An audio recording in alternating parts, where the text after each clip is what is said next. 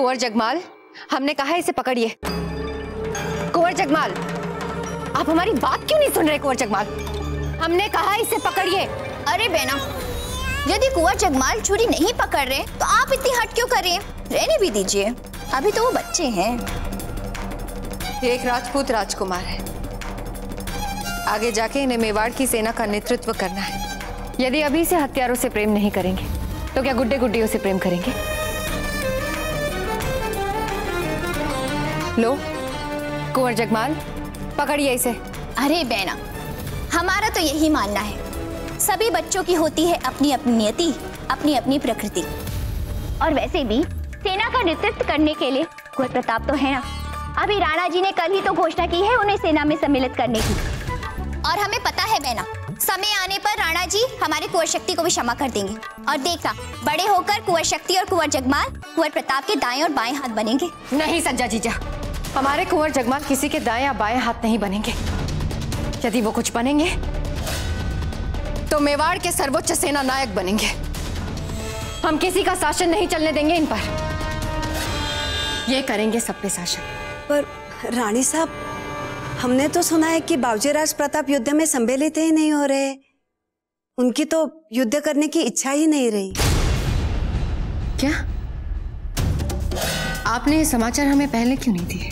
हमें लगा ये तो राजमहल में सबको पता है, इसलिए।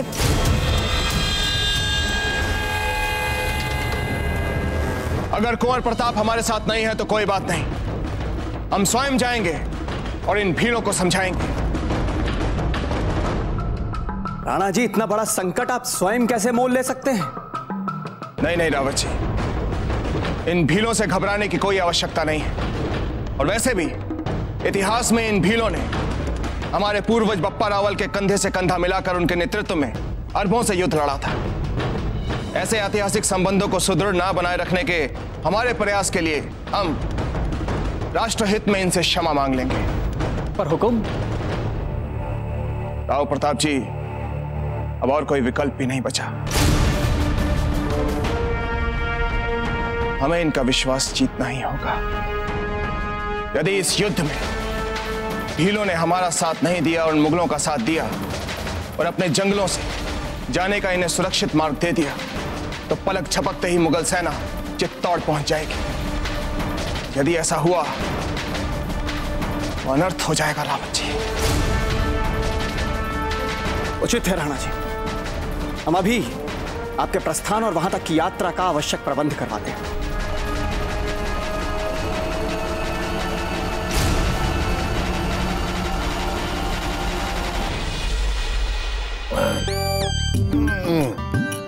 मदिरा नहीं, मातो घूम रहे हो। हमें हमारा जी संकट में नहीं डालना है, क्योंकि हमें युद्ध करना है। युद्ध युद्ध नहीं, बैरम खान जी क्या कहते हैं उसे? जांग। जांग। हाँ, जांग करना है। जांग करना है, जंग करनी है। जंग जंग करनी है हमें। आप सब जाइए, हमें जंग के बारे में सोचने दीजिए। जाइए, जंग लड़नी है। जंग मेवाड़ के साथ जंग, उदय सिंह के साथ जंग। हुजूर, जनाब का इकबाल बुलंद हो। इकबाल क्यों?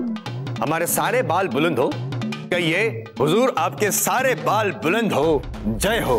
हुजूर, आपके लिए बैराम खान साहब का पैगाम लाया हूं। बैराम खान का पैगाम? लाइए लाइए लाइए। राव सुल्तान सिंह, हमारे ख्याल से उदय सिंह भीलों को अपने साथ मिलाने में लग गया होगा। उसकी इस हरकत को हमें रोकना होगा, जिसके लिए हमारी ये तजवीज है कि आप फौरन चित्तौड़ के खिलाफ जंग का ऐलान कर दें। इससे उदय सिंह और उसकी फौज के लिए जरूरी हो जाएगा कि वो पहले बूंदी की फौज से चित्तौड़ को बचाए। जाहिर है वो पहले चित्तौड़ को बचाने में लग जाएंगे, तब तक हमारी फौज जंगल पार करके बूंदी के उत्तरी दरवाजे पे पहुंच जाएगी। बैरम खान जी बावड़ा हो गया। कि बैरम खान जी की जो खोपड़ी है ना, वो एकदम हमारी तरह है, चतुर है हमारी तरह। उदय सिंह जी, हमें गंदे खड्डे में डाला था आपने, अब हम आपको और आपके पुत्र दोनों को गंदे खड्डे में डालेंगे। जब हम आपको कीचड़ से सनसना देखेंगे, तब हमारो जी बावड़ो होएगो। यूसुफ, आप बैरम खान जी को हमारा एक संदेशा देना। क्या संदेशा देंगे? हम बताएंगे या आप बताएंगे? हम बताएंगे। कहिएगा कि वो हमारे लिए अवतार बन के आए हैं, अवतार। जी। बैरम खान जी, जिब्बा औड़ा हो गया।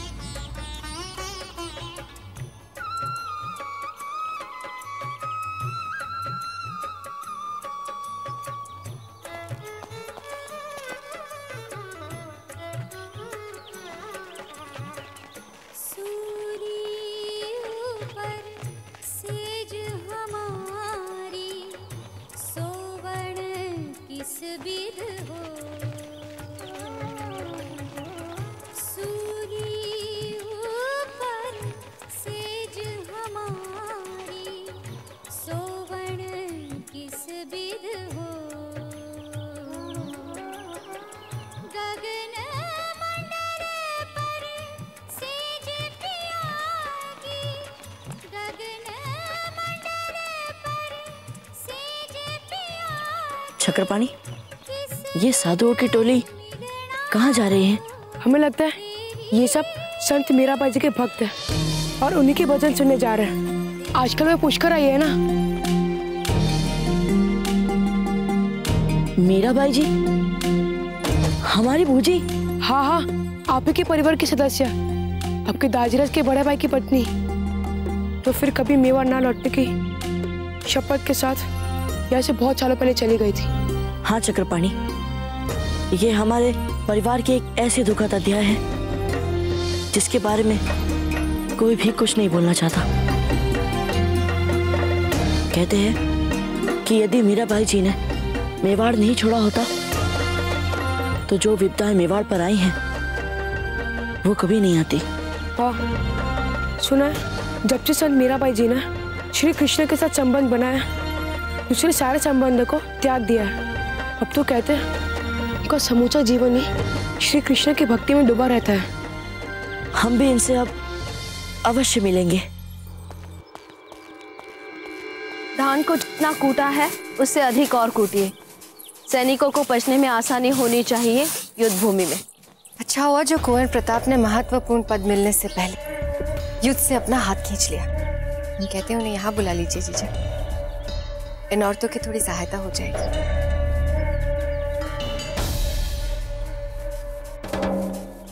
हल्के हाथ से करिए, हल्के हाथ से। हमारे कुल के पहले बालक है ना, इतनी छोटी उम्र में वैराग्य हो गए। हमने तो ऐसा कहीं नहीं सुना। कुंवर प्रताप को मात्र कृष्णा की हत्या के आघात से उबरने में समय लग रहा है। जैसे ही वे इस आघात से उबरेंगे, उनका भी रक्त प्रतिशोध की आग में उबलने लगेगा। रानी माँ, रानी माँ, रानी माँ, हम मीरा माता के भजन सुनने के लिए जाना चाहते हैं। वे पुष्कर आई हुई है गिरधर गोपाल जी के मंदिर में। रानी माँ, क्या हम जा सकते हैं?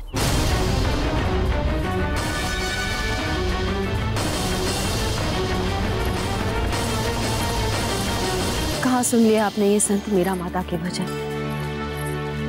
रानी माँ, एक साधुओं की टोली जा रही थी ये भजन गाते गाते, उन्हीं से सुने हमने ये भजन। भक्ति की रस में डूबे भजन सुनते हमारे मन में जो भी चल रहा था उन सभी पर छा गए ये भजन।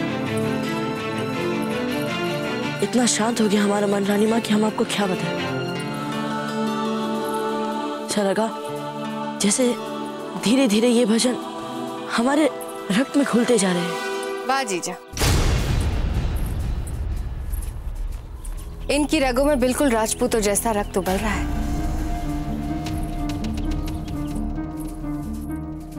कुंवर प्रताप, आप किसी भजन के लिए नहीं जाएंगे।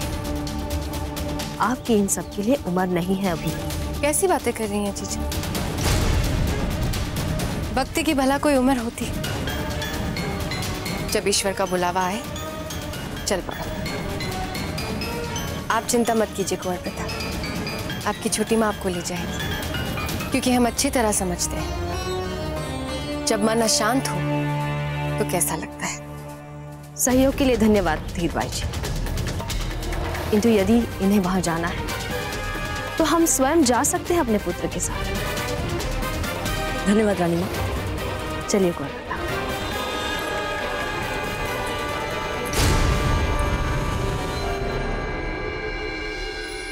हे कृष्ण मुरारी, अब तो दर्शन दे दे।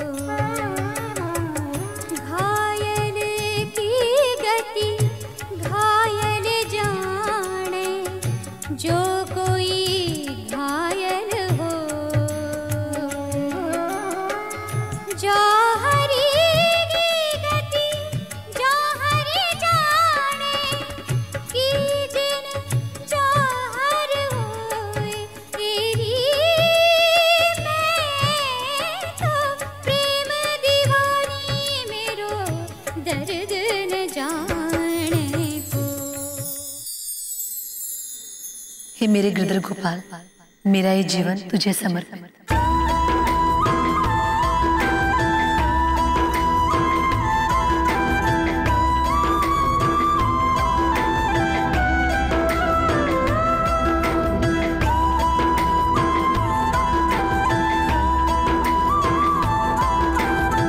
एक समय की बात, एक माँ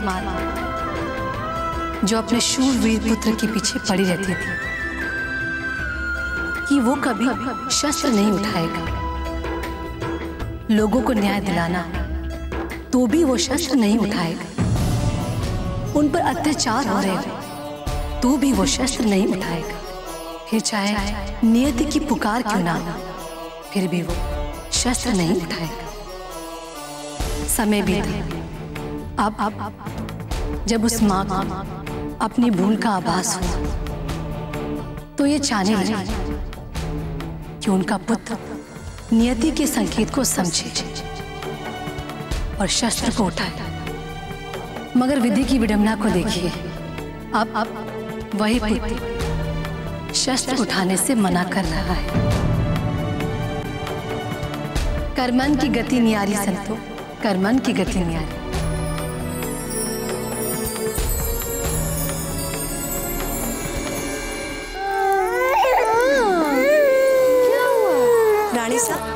आपने बुलवाया? गोगोया जी, हम आपको बता भी नहीं सकते कि हम आज कितने प्रसन्न हैं। जिस समस्या का हल हमें मिल ही नहीं रहा था, एकलिंग जी ने उस समस्या का हल कर दिया। हमारे इतने प्रयासों के उपरांत कुंवर प्रताप तो ईश्वर को प्यारे ना हुए तो क्या हो, ईश्वर तो कुंवर प्रताप को प्यारे हो गए ना। और जिसे इस संसार में ईश्वर प्यारा हो जाता है वो तो बस भजन कीर्तन करता है। अच्छा हुआ जो आपने ये हथियार उठा लिया। अब सारा कारोबार मेवाड़ का आप ही को संभालना है ना कुंवर जगमाल?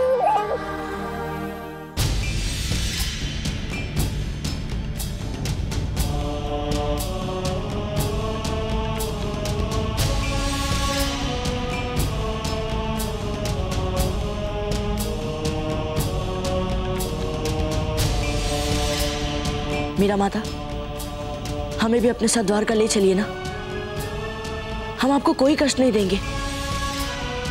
केवल आपकी और प्रभु की सेवा करेंगे हम, और इसके बदले हमें कुछ नहीं चाहिए। बस हमें अपने भजन सुनने दीजिएगा।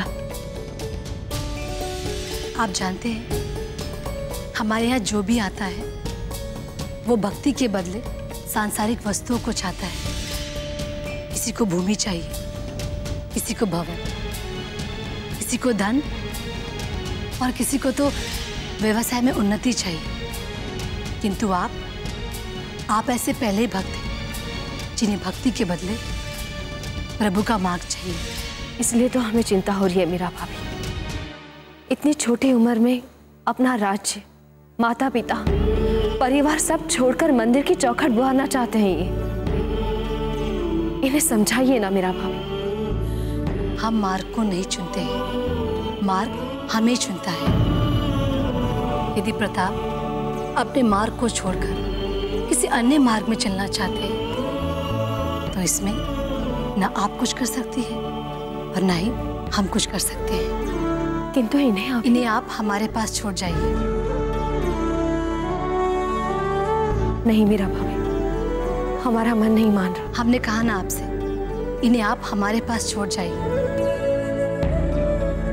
जब उपयुक्त समय आएगा तो ये अपने आप आपके पास लौट आएंगे। मीरा भाभी, ये मात्र 14 वर्ष के हैं। तो सीखने दीजिए, नए अनुभव से कुछ। अर्थात आप हमें द्वारका ले चलेंगे मीरा माता?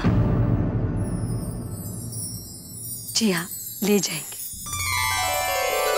नहीं मीरा भाभी, नहीं। रानी माँ, आप क्यों इतनी चिंता कर रही हैं? हम जानते हैं रानी माँ कि हम क्या कर रहे हैं, और इस बहाने हमें मीरा माता के साथ रहने का अवसर भी तो मिल रहा है। इससे बड़ा सौभाग्य हमारे लिए क्या हो सकता है रानी माँ?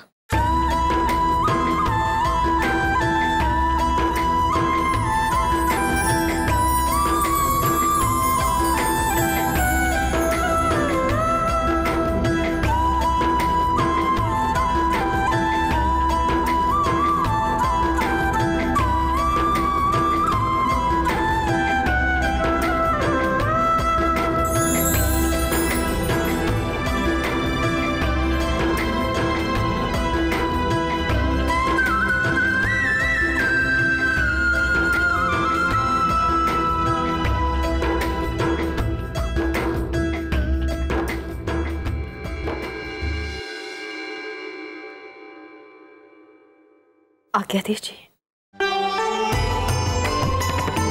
जय श्री कृष्ण।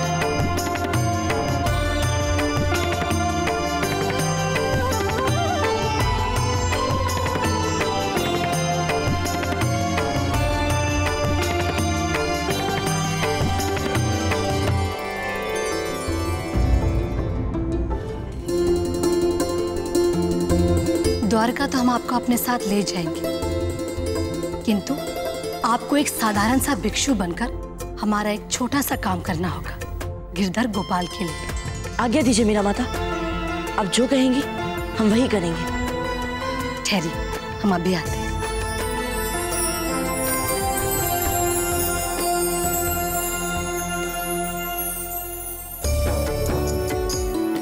ये लो पात्र, लो। प्रताप, पहले आप अपनी रानी माँ को उनके काडोले तक छोड़ाइए, और हाँ, अपनी रानी माँ को अपने सारे आभूषण, धन और सारी मूल्यवान वस्तुएं सौंप दीजिएगा, और फिर गांव से भिक्षा मांगकर हमारे गिरधर गोपाल के लिए उनकी भोग की सामग्री ले आइएगा। जी मीरा माता। जय श्री कृष्ण। जय श्री कृष्ण।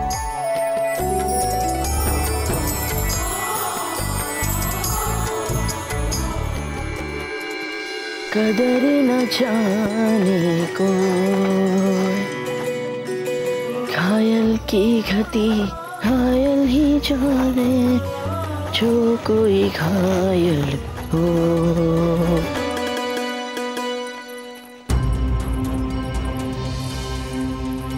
भिक्षा दे दो भिक्षा। बाबा एक रोटी दे दे, बीबी के बच्चे भूखे चल रहे हैं, 2 दिन से खाना नहीं खाए हैं। क्षमा कीजिए दादा, किंतु हम स्वयं ही भिक्षु हैं।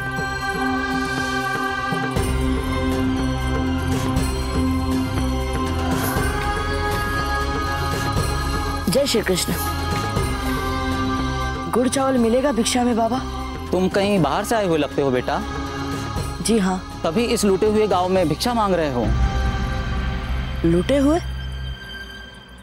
किसने लूटा इस गांव को? मुगल सेना ने। और किसने बेटा? नहीं छोड़ा उन्होंने घर में। हमारे तो बर्तन भी ले गए सब। हमारे यहाँ तक कपड़े भी नहीं छोड़े, सब कुछ ले गए। हमारे तो बिछावन तक छीन के ले गए। कैसे खाएंगे, किसे जिएंगे? सब बच्चे गए, सब ले गए।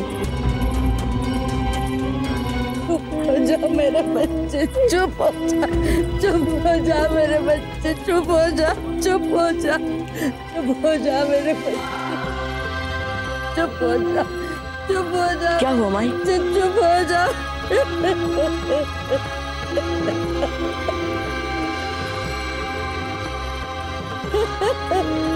हो जा।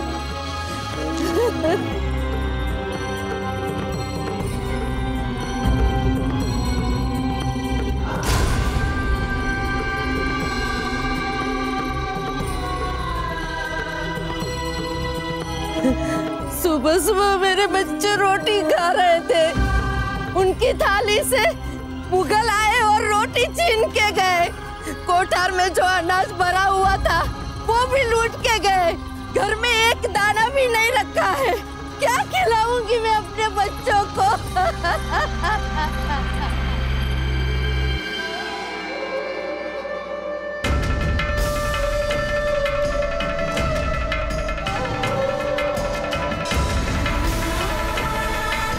हमने एकलिंग जी से प्रार्थना की कि वे आपको अपने उद्देश्य में सफलता दें। धन्यवाद जयवंताबाई जी। वैसे कुंवर प्रताप कैसे? राणा जी, कुंवर प्रताप ठीक है राणा जी। अब आपको भेल सीमा में जाने के लिए और विलंब नहीं करना चाहिए।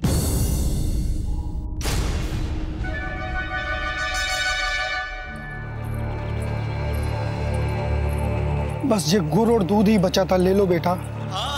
बाकी तुम ढूंढ के देख लो, क्या पता कहीं किसी के पास कुछ चावल मिल जाए तो।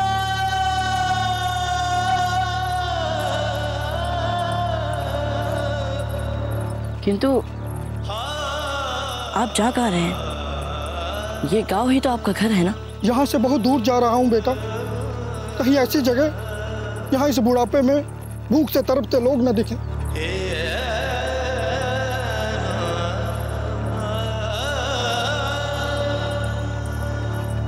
सुना था जब कोई आस न रहे तब भगवान गरीबों की सहायता करने के लिए किसी न किसी को तो भेज ही देता है अपना दूध बना के। लगता है सब सुनी सुनाई बातें, सब झूठ है ये।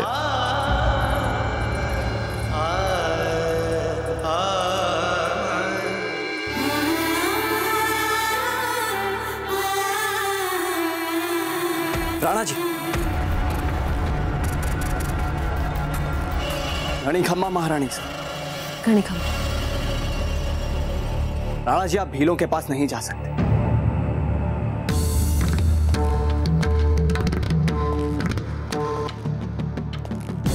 क्या बात है रावत जी?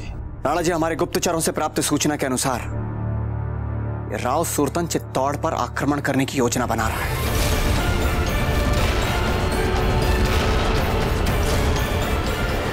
राव सुरतन?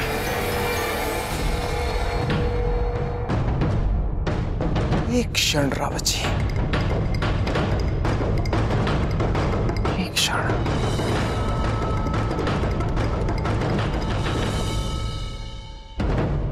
यदि राव सुरतन चित्तौड़ पर आक्रमण करके हमें आश्चर्यचकित करने की योजना बना रहा होता तो यह समाचार आप तक कभी नहीं पहुंच पाता रावत जी।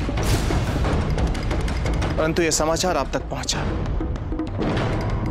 इसका अर्थ यह हुआ कि राव सुरतन चाहता है कि हम तक यह बात पहुंचे कि वो हम पर आक्रमण करना चाहता है। पर क्यों? राणा जी, ये बैरम खान की कुटिल चाल दिखती है, क्योंकि ये बैरम खान भली भांति जानता है कि आप उन भीलों को अपने साथ करने के लिए उनसे मिलने जाने वाले। और ऐसी परिस्थिति में उसने राव सूरतन को हम पर आक्रमण करने का आदेश दिया दिखता है, ताकि हमारा ध्यान और प्रयास भटक जाए, हम उन भीलों से ना मिल सकें और चित्तौड़ की सुरक्षा व्यवस्था में व्यस्त हो जाएं। और इसी समय ये कुटिल बैरम खान हमसे पहले भीलों को अपने साथ मिलाकर मुगल सेना को राजपुताने में प्रवेश दिलाने के लिए जंगल से सुरक्षित मार्ग की व्यवस्था कर सके। हम ऐसा नहीं होने देंगे रावत जी। हमारी धरती पर विशाल मुगल सेना का क्या अर्थ है, ये आप अच्छी तरह से जानते हैं। हमारा सफाया मुगल सेना हमें सदा सदा के लिए मिटा देगी रावत जी। आज हमारे पास इसके अतिरिक्त और कोई विकल्प भी नहीं है, क्योंकि इस समय आप इस राजमहल को छोड़कर वहां जंगल में उन भीलों से मिलने नहीं जा सकते, और वहीं दूसरी ओर उस जंगल में वो भील आपके और बावजी राज प्रताप के अतिरिक्त और किसी की बात नहीं सुनेंगे।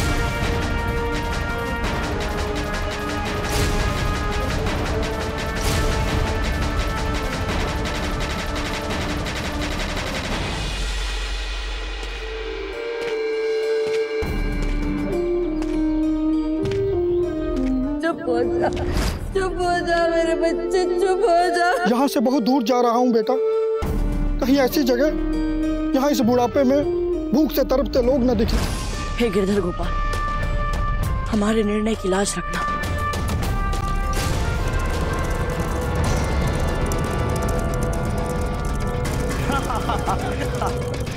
देखो देखो, छोटा साधु। नहीं नहीं, बच्चा साधु। अरे दूध पीता साधु।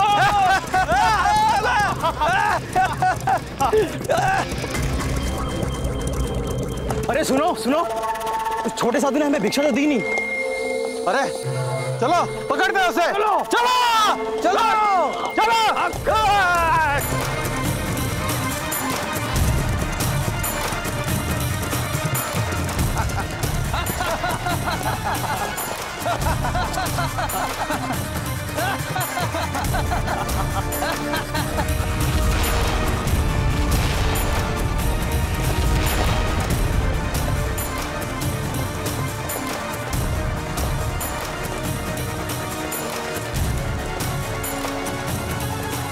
तुम तो काफी खाते पीते भिक्षु दिख रहे हो। लाओ ये भिक्षा हमें दे दो। नहीं, हम नहीं दे सकते। ये भिक्षा हमारे लिए नहीं है, ये भिक्षा श्री कृष्ण के भोग के लिए है। हम नहीं दे सकते। अरे तो हमें कौन भोग चढ़ाएगा? दे तेरा कटोरा। नहीं, हमने कहा हम नहीं देंगे, हम नहीं देंगे। नहीं देगा तो छीन लेंगे। नहीं।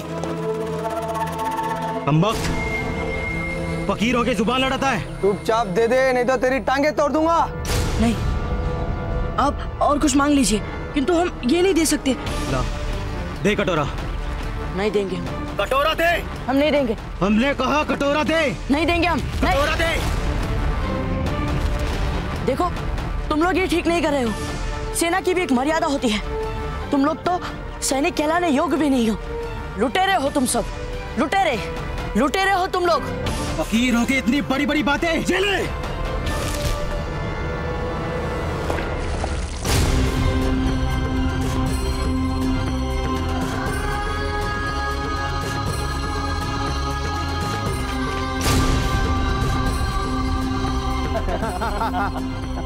कटोरे के साथ इसकी हड्डियां क्यों ना तोड़ दें? सुभान अल्लाह, क्या नेक सलाह दी है।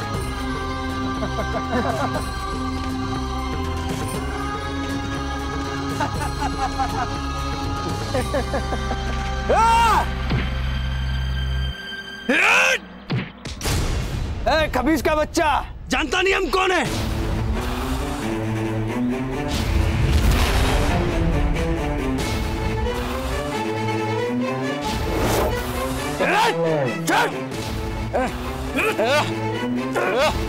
अपनी छोड़ो लुटेरो, तुम नहीं जानते कि हम कौन हैं।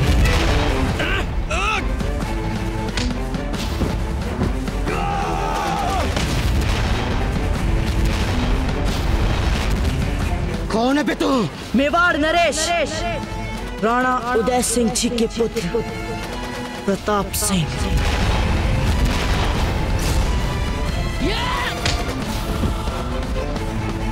फिर तो यह बैरम खान साहब का जानी दुश्मन हुआ।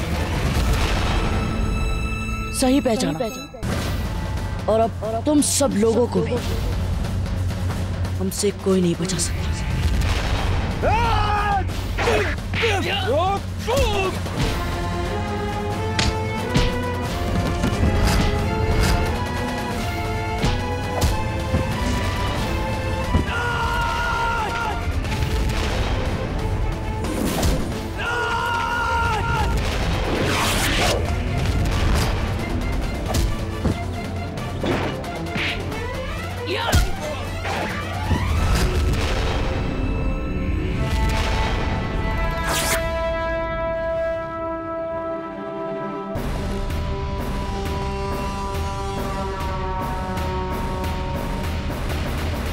समय निकलता जा रहा है राणा जी, हमें कोई ना कोई निर्णय शीघ्र ही लेना होगा। या तो राव सूरतन की हमारी ओर बढ़ती आ रही सेना से बचाव के लिए लड़ें, या फिर उन भीलों को अपने साथ मिलाने के लिए बातचीत के लिए उनके पास जाएं। क्षमा करें राणा जी, हमें तो विश्वास ही नहीं हो रहा कि ऐसे संकट के समय में कुंवर प्रताप अपने उत्तरदायित्व से भाग रहे हैं। यदि यहाँ होते तो ऐसी असमंजस की स्थिति ना होती। और जीजा, कुंवर प्रताप को न जाने के लिए आप तो मना सकती थी। हम तो बस इतना सोच रहे हैं कि कुंवर जगमाल बड़े होते तो ऐसे संकट की स्थिति में अपने पिता के साथ खड़े होते। जो नहीं हो सकता उसके बारे में हमें नहीं सोचना चाहिए धीर भाई जी। जो सच हमारे सामने है हमें उसे देखकर निर्णय लेना होगा, और हम चाहे जो भी निर्णय लें, रावत जी हमें बुरी से बुरी परिणति के लिए तैयार रहना होगा। ये हुक्म।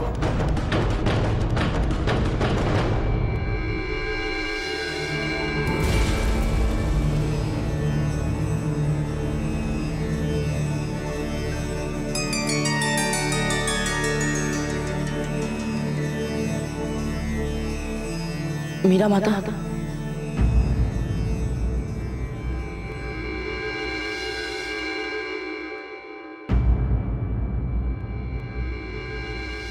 क्षमा कीजिए मीरा माता, हम गिरधर गोपाल जी के लिए भोग नहीं ला पाए।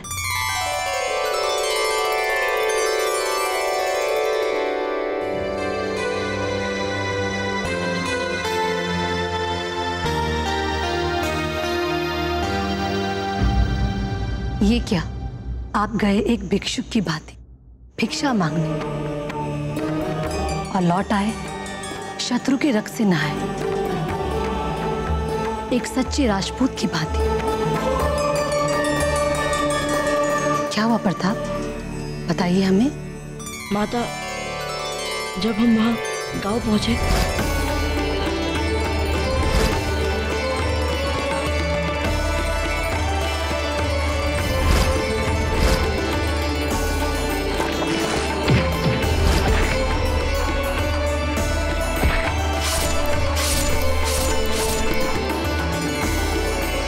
लाइए, ये टूटे पात्र के टुकड़े हमें दे दीजिए।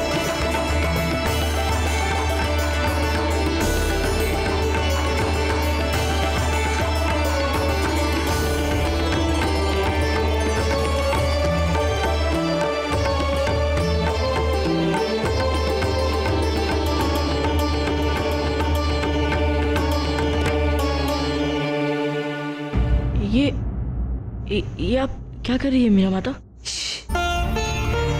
हमारे गिरधर गोपाल आपके द्वारा लाए भोग स्वीकार कर रहे हैं। किंतु हम क्या लाए हैं? आप देखना चाहेंगे अपनी आंखों से?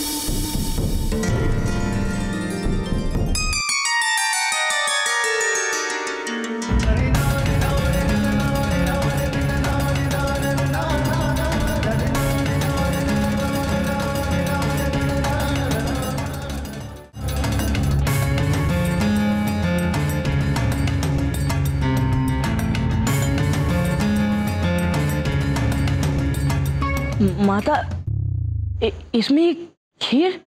प्रताप, भगवान भोग नहीं चाहते, भगवान हमारी सच्ची श्रद्धा को चाहते हैं और लगता है प्रभु ने आपकी सच्ची श्रद्धा भी देखी है और आपको आशीर्वाद भी दिया है। ये लो प्रसाद। नहीं नहीं मीरा माता, हम तो रक्त में स्नान कर चुके हैं और ऐसे में हम भगवान का प्रसाद कैसे ले सकते हैं? पहले हम स्नान करके प्रसाद लेने के योग्य तो हो जाए। वीरों का सबसे पवित्र स्नान होता है रक्त स्नान, और वो तो आप पहले ही करके आ चुके हैं। प्रताप, आपके मित्र की मृत्यु जीवन का एक पड़ाव था और आप वो पड़ाव से कहीं आगे आ चुके हैं। प्रताप, आपको तो बहुत आगे बढ़ना है। ऐसे कई पड़ाव देखने हैं। आपको अपना कर्म करना है। आपका कर्म ही न्याय के लिए, सत्य के लिए युद्ध है। आप वीरता के मार्ग पर चले, अपनी मातृभूमि के लिए, प्रजा के लिए, सत्य के लिए लड़े। इसीलिए प्रभु ने आपको चुना है। जाइए, अपनी माटी की रक्षा के लिए लड़िए।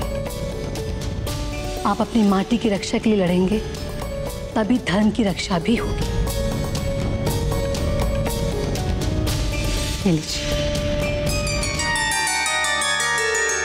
आज हमारे गिरधर गोपाल ने आपको अपना आशीर्वाद दिया है। एक दिन आप वीरता का पर्याय बन जाएंगे।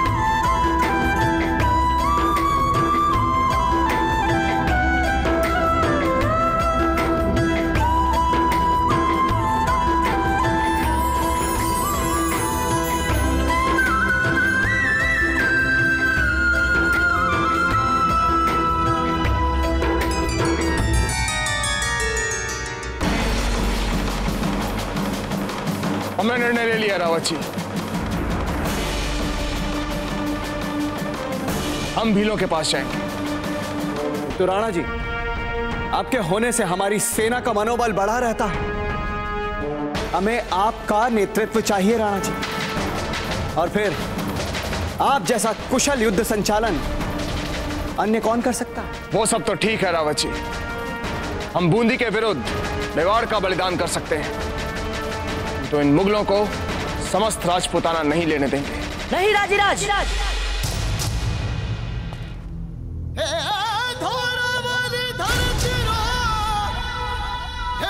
मूल्य हमें नहीं, उन्हें चुकाना पड़ेगा जो हमारी मातृभूमि पर पूरी दृष्टि डालेगा।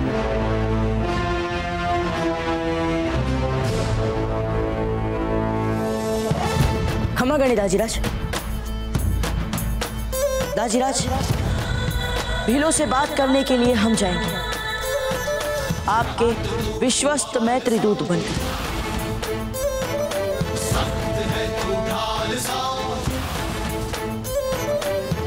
बाऊजीराज प्रताप की, बाऊजीराज प्रताप की, बाऊजीराज प्रताप की, बाऊजीराज प्रताप की, बाऊजीराज प्रताप की, मेवाड़नाथ उदय सिंह जी की, मेवाड़नाथ उदय सिंह जी की। अब तक तो हमने हर गांव को दिल खोल के लूटा है, जंग के लिए काफी रसद हासिल कर ली। बस आखिरी टुकड़ी अपनी लूट का माल लेकर आ जाए तो फिर हमारे पास इस जंगल को पार करने के लिए अच्छी खासी रसद हो जाएगी। और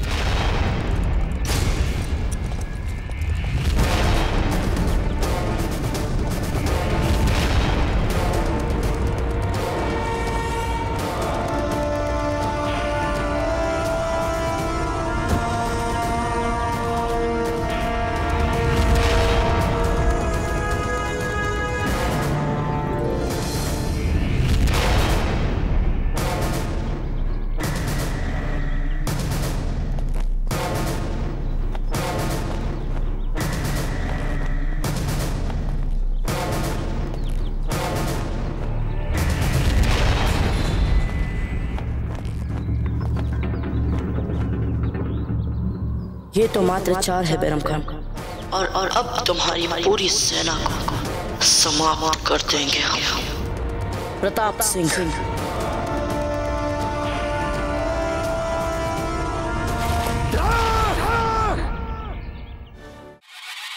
कुंवर प्रताप की जय, कुंवर प्रताप की जय, कुंवर प्रताप की जय, कुंवर प्रताप की जय, कुंवर प्रताप की जय, कुंवर प्रताप की जय, कुंवर प्रताप की जय, कुंवर प्रताप की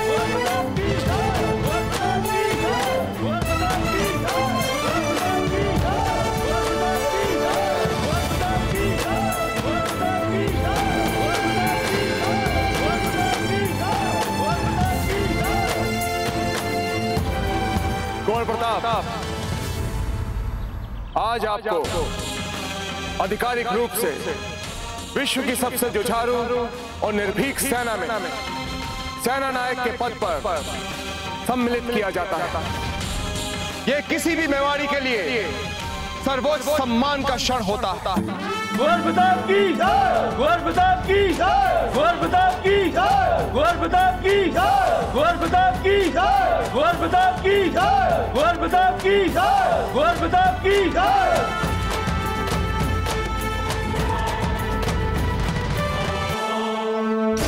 कुंवर प्रताप, अब हम जो भी कहेंगे आप उसे ध्यानपूर्वक सुने और उसके पश्चात अंत में हमारे पीछे शपथ दोहराएंगे।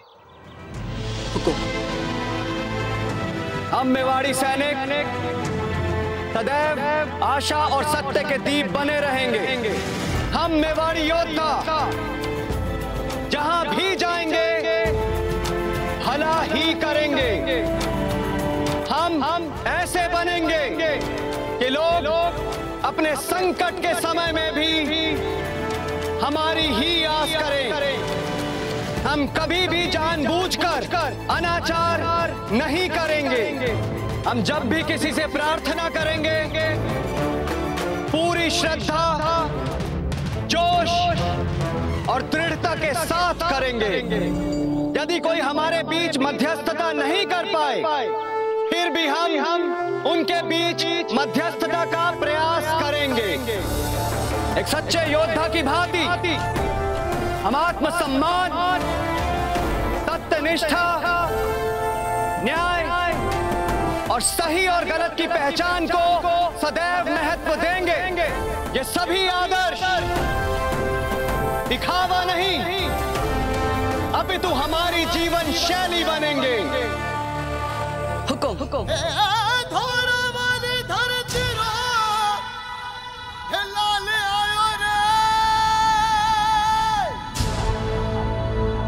हम मेवाड़ी सैनिक सदैव आशा और सत्य के दीप बने रहेंगे।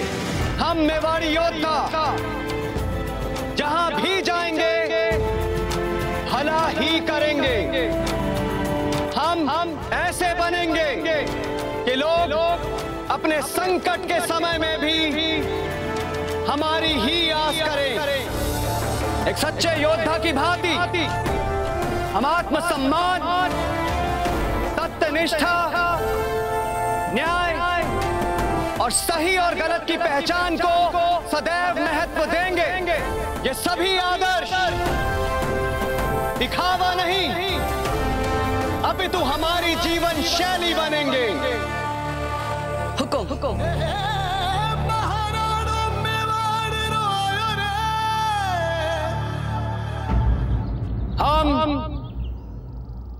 हम प्रताप सिंह अपने जीवन की अंतिम श्वास तक, अपने जीवन की अंतिम श्वास तक इन सभी मूल्यों और आदर्शों का, इन सभी मूल्यों और आदर्शों का पूर्णतः निर्वहन करेंगे, पूर्णतः निर्वहन करेंगे। कुंवर प्रताप की जय, कुंवर प्रताप की जय, कुंवर प्रताप की जय। सख्त है तू ढाल सा, भारत कहे वीर सा, मेरा पुत्र प्रताप है। चढ़ा रक्त का टीका है, मिट्टी को माये मारे, ये देशभक्ति का मोल है जो मेवाड़ी राणा जाने। मेवाड़ की सेना में आपका स्वागत है। सेनापति कुंवर प्रताप, सेनापति कुंवर प्रताप की, सेनापति कुंवर प्रताप की, सेनापति कुंवर प्रताप की, सेनापति कुंवर प्रताप की। जय किंग जी की, जय मेवाड़। वीरों के साहस की जो हुंकार, प्रताप है, जय जय जय जय जिसकी जयकार, प्रताप है। फेंक दो इन चारों की लाशें उस जंगल में, फेंक दो, सरने दो वहां, खाने दो चील कबू और गिद्धों को, फेंको।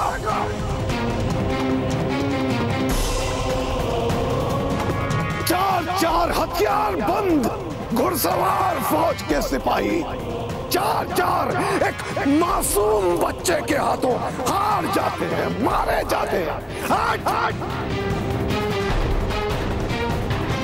कोई हक नहीं है इन्हें कायदे के साथ दफन होने का, कोई हक नहीं है। ले जाओ इन्हें, करो हमारी नजरों से दूर, ले जाओ, ले जाओ।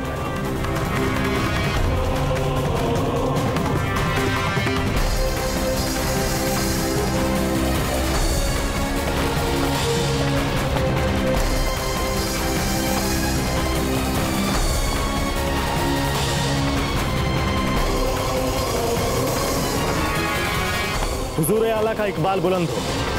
हुजूर, आपकी दुआ से हमने अपने साथ एक ऐसे शख्स को मिला लिया है जो हमें भीलों के करीब बहुत जल्द पहुंचा देगा। कौन है? हुजूर, उसका नाम नत्था है। हमें किसी का नाम जानने में दिलचस्पी नहीं है। हुजूर, हमने ये उड़ती उड़ती खबर सुनी है, ये जो नत्था है ये भीलों के सरदार राणा खेता के बहुत करीब है।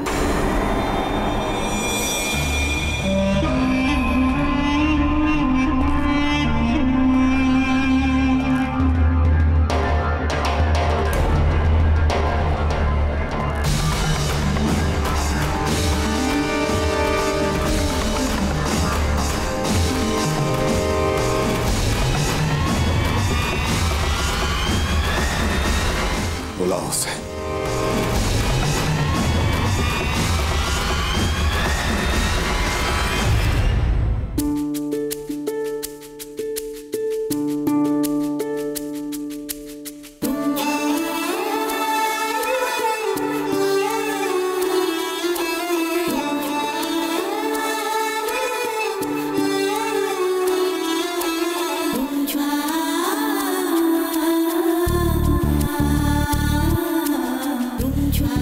हमारे पूर्वजों की ये तलवार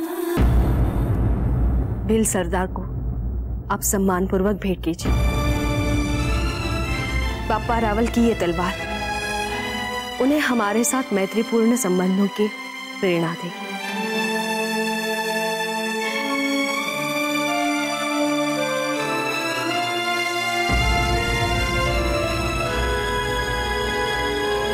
अपना ध्यान रखिए।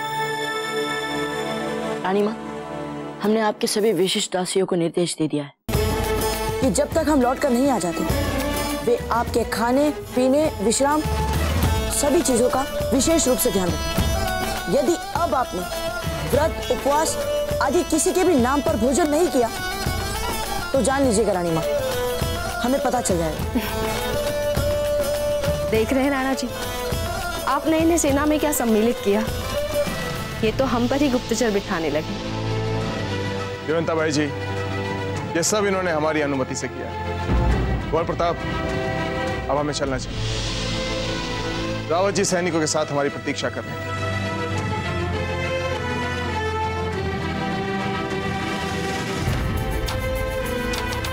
चलते हैं मंजली माँ, चलते हैं छोटी माँ।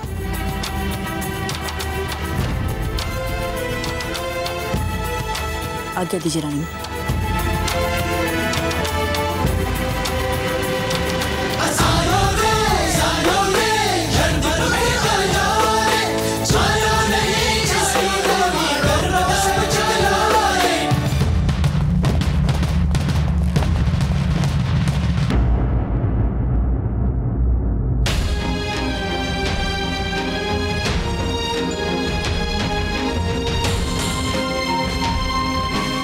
ये लीजिए जयंता बाई जी, संदेश, किंतु ये आप हमारे जाने के बाद पढ़िएगा। चलते हैं।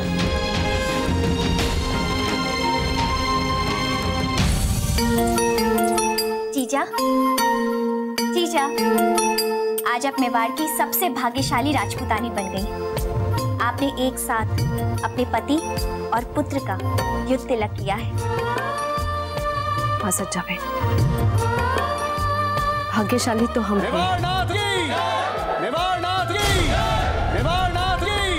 कुंवर प्रताप की, कुंवर प्रताप की, कुंवर प्रताप की, कुंवर प्रताप की।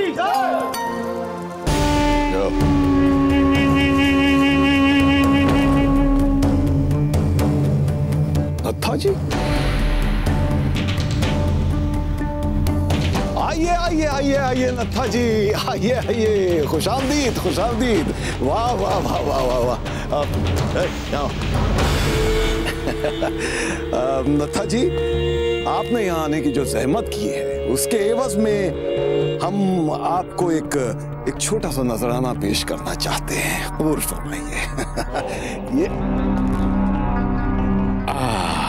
वाह वाह।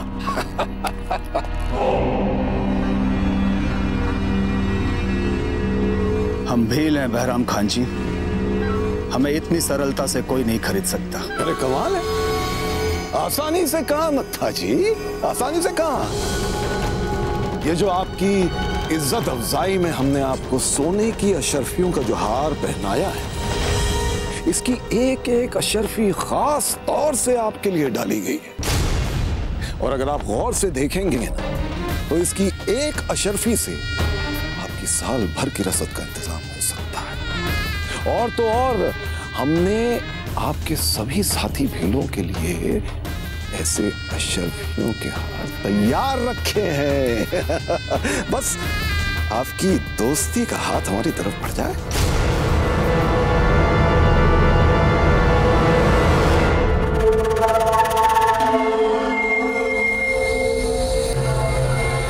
ठीक है बहराम खान जी, मैं आपको अपने सरदार से मिलवा देता हूँ। लेकिन आप जो चाहते हैं वो सरदार देगा ही, मैं ऐसा कोई वचन नहीं दे सकता।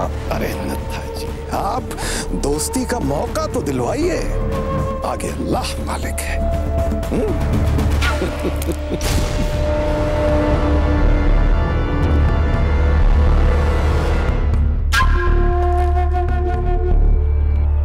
वाह रावत जी वाह, अति उत्तम योजना बनाई है आपने।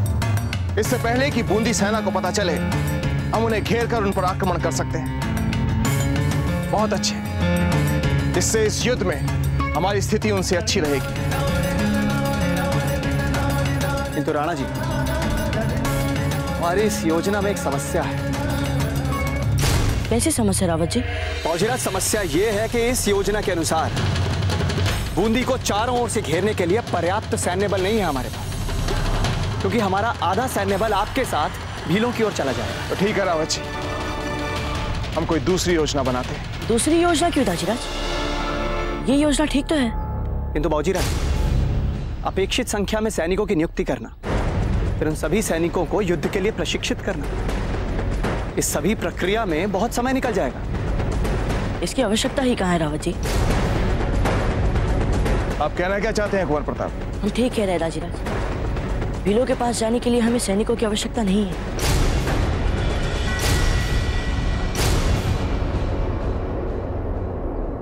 घुमेरू, चित्तौड़ से अब तक कोई समाचार क्यों नहीं आया? चित्तौड़ के किले में कोई गतिविधियां क्यों नहीं हो रही है? और यदि हो रही है, इस बात के समाचार भी हम तक क्यों नहीं पहुंच रहे? हमारे सामान्य ज्ञान अनुसार अब तक तो चित्तौड़ दुर्ग के चारों ओर सैनिकों को तैनात हो जाना चाहिए था। बात क्या है घुमेरू?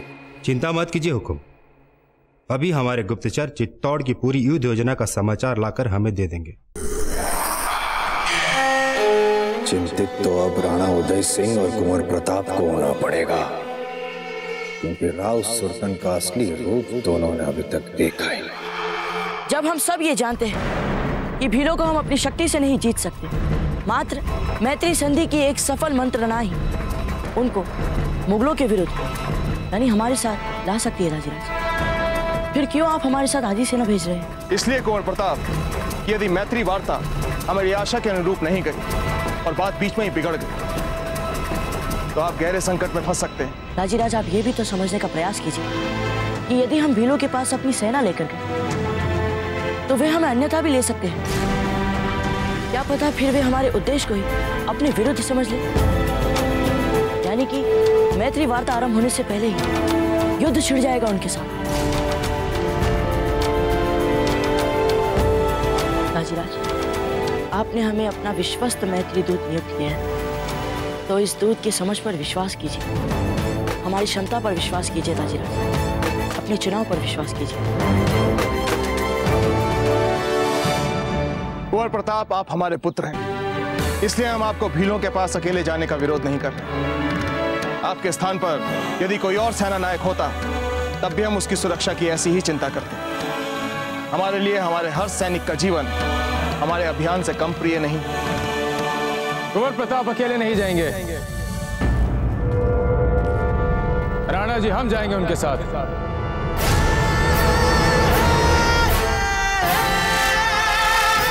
गुरु, हम आगे नहीं राणा जी। जय एकलिंग जी। आइए आचार्य जी।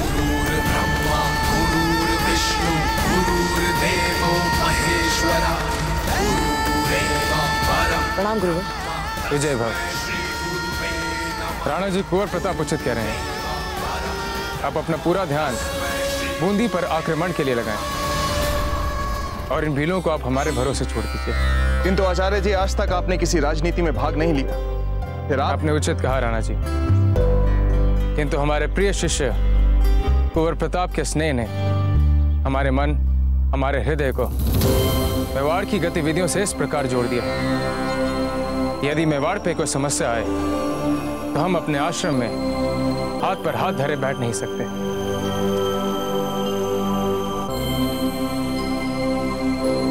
ठीक है आचार्य जी, जैसा आप गुरु शिष्य उचित समझे,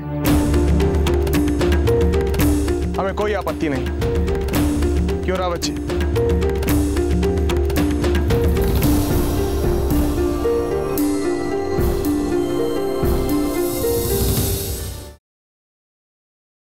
तुरंत कक्ष खाली कर दो।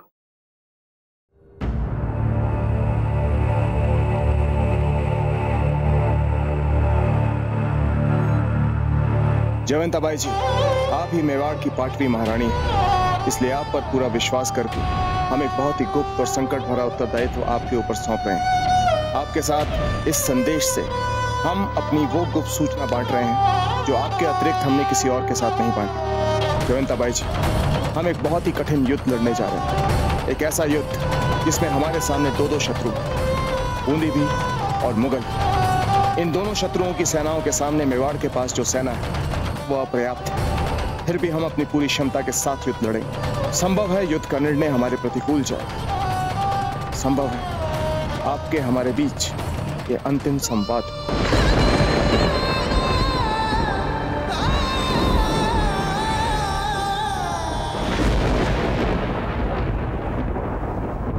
हम चाहते हैं कि आप अपने साथ सभी रानियों को साधारण वेशभूषा में अपनी राजकीय पहचान छिपाते हुए जितना शीघ्र हो सके राजमहल से निकल जाए। जिस समय आप हमारा ये पत्र पढ़ रही होंगी, एक गाड़ी हमारे महल की गुप्त सुरंग के मुहाने मेवाड़ के राजकोष के साथ आपको तैयार खड़ी मिलेगी, जिसके साथ हमारे कुछ चुने हुए विश्वस्त सैनिक होंगे जो आपको बिजोलिया ले जाएंगे। इस समय वही आप सबके लिए सुरक्षित स्थान रहेगा।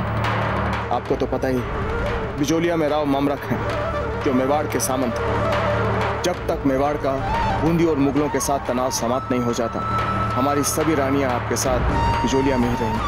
हमारा निवेदन है कि इस संकट काल में आप सब जितना हो सके छिपकर ऐसे रहें कि किसी को आपके वहां होने का आभास ना हो।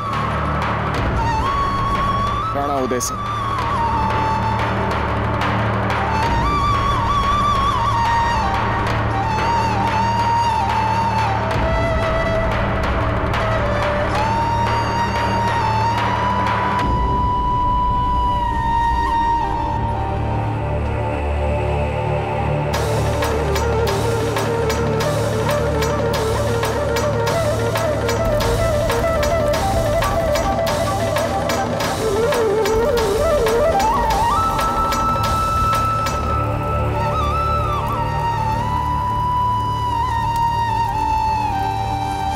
बैरम खान जी, आपके बातों से क्यों ऐसा प्रतीत हो रहा है मुझे कि आप मेवाड़ पर आक्रमण करने के लिए कुछ ज्यादा ही आतुर हैं।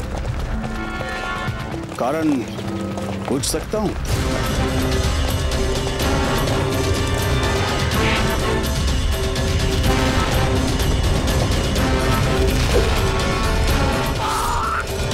मेवाड़ के साथ हमारे कुछ ऐसे हिसाब बाकी हैं जिन्हें जब तक हम पूरा नहीं करेंगे हमारी रूह को सुकून नहीं मिलेगा।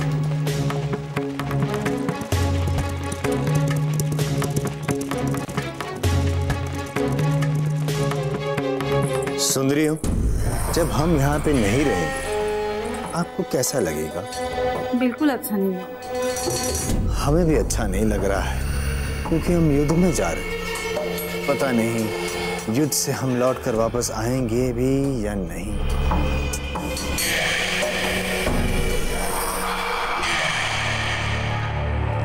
हुकुम, हमारे गुप्तचरों ने अभी अभी समाचार दिए हैं कि हम चित्तौड़ पहुंचे उससे पहले ही उदय सिंह बूंदी को चारों तरफ से घेरने की योजना बना रहे हैं।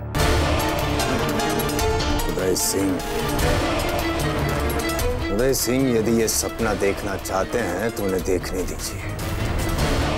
अब तुरंत हमारी सेना को तैयार कीजिए और इससे पूर्व कि उदय सिंह हम पर आक्रमण करे, हम चित्तौड़ पर आक्रमण करेंगे। हम अपना महल छोड़कर कहीं नहीं जाएंगे जीजा। हमें पहला ऐसा किसी ने नहीं कहा। हम भी रानी है मेवाड़ की। राजीव भाई जी, युद्ध का समय चल रहा है और ऐसी आपात स्थिति में हमें अपने से पद में ज्येष्ठ और वरिष्ठ का आदेश बिना विवाद मानना चाहिए। और वैसे भी जीजा, मेवाड़ की 5वीं महारानी है, उनका आदेश तो महल में सबको मानना पड़ेगा।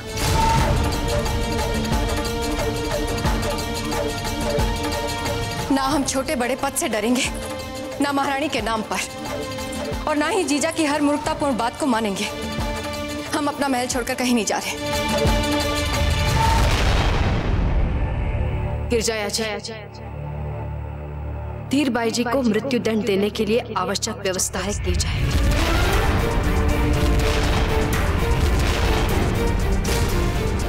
क्या कहा आपने? सुना सज्जा जीजा, क्या कहा इन्होंने? आप ऐसा नहीं कर सकती हैं जीजा। हम ऐसा ही करेंगे क्योंकि राज आज्ञा की अवहेलना राजद्रोह माना जाता है। आपका इस समय हमारी बात ना मानना राजद्रोह की श्रेणी में आता है, जिसके लिए दंड मृत्यु दंड ही है।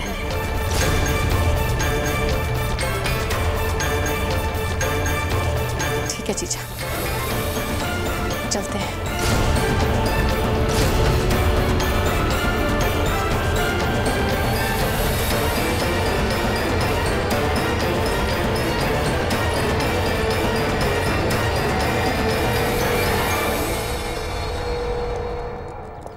कुलप्रताप, हमें विश्वास है कि आपको इस बात का आभास होगा कि जो हम करने जा रहे हैं उसका विपरीत प्रतिफल भी हो सकता है। हम जानते हैं गुरुवर, फिर भी हमें ये संतोष तो रहेगा कृष्णा की मृत्यु का बदला लेने के लिए हम जो कुछ कर सकते थे हमने अपनी ओर से पूरा प्रयास किया।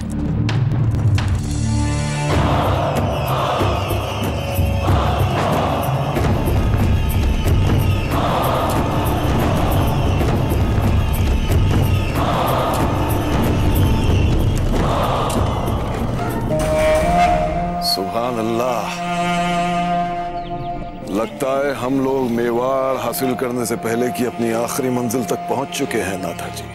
सावधान रहना होगा कुंवर प्रताप। यहां से भीलों का क्षेत्र आरंभ होता है। जी गुरु।